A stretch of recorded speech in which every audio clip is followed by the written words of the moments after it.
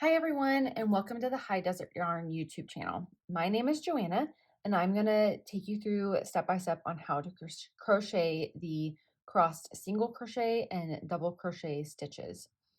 This stitch is used in the rainbow blanket designed by Erin of Juniper and Oaks and myself. You can find more details about this blanket pattern and crochet along in the description of this YouTube channel. But right now I'm going to show you how to go ahead and stitch that crossed single crochet and double crochet. So to start off your swatch, go ahead and chain 13. Then in the second chain from your hook, you're going to place a half double crochet and work half double crochets in each chain all the way across. Chain one, turn your work, and go ahead and place half double crochets in each stitch all the way across.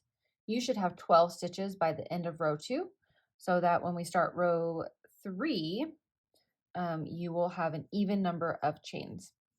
So to go ahead and start this row, we're going to place a half double crochet in the first stitch. So yarn over, insert hook under both top loops of that stitch, yarn over, pull up a loop. You'll have 3 loops on your hook. Then you'll yarn over and pull through all 3 loops on that hook. And then we're going to start the crossed stitches. So we're going to go ahead and skip this stitch right here, the second stitch, and work in the third stitch of the row. And we're going to place a single crochet in that third stitch. And then in this skip stitch, we'll go ahead and go back and place a double crochet in that stitch. So yarn over, insert your hook into that skipped stitch, yarn over, pull up a loop, and then we'll have 3 loops on our hook. So yarn over, pull through 2 loops, and then you're going to yarn over again and pull through the remaining 2 loops. So you're going to repeat that process throughout the whole row until you get to the last stitch. So skip this next stitch and place a single crochet in that next one. So we're now working in the 1, 2, 3, 4, the 5th stitch of the row. So insert your hook, yarn over. You'll have 2 loops on your hook. Yarn over and pull through both loops to make your single crochet. And then you're going to place a double crochet in the stitch that you skipped.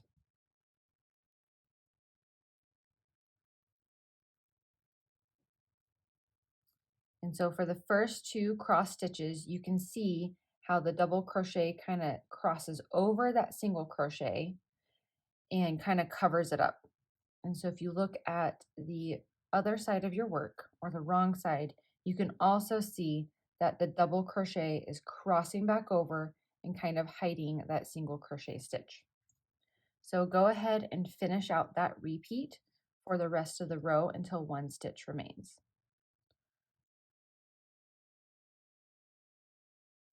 All right, I'm getting to my last repeat for the row. So we have 1 stitch remaining in this row, and we're going to place a half double crochet in that last stitch. Oops, I did a double crochet. All right, a half double crochet. So now we're going to chain 1, turn our work, and repeat this whole row. So half double crochet in your first stitch, skip the next stitch and single crochet in this one, in the next one, and then double crochet back in that skipped stitch, and you will be crocheting over that single crochet stitch, so it kind of hides it. So I'm going to finish out this next row and show you what the 2 rows will look like.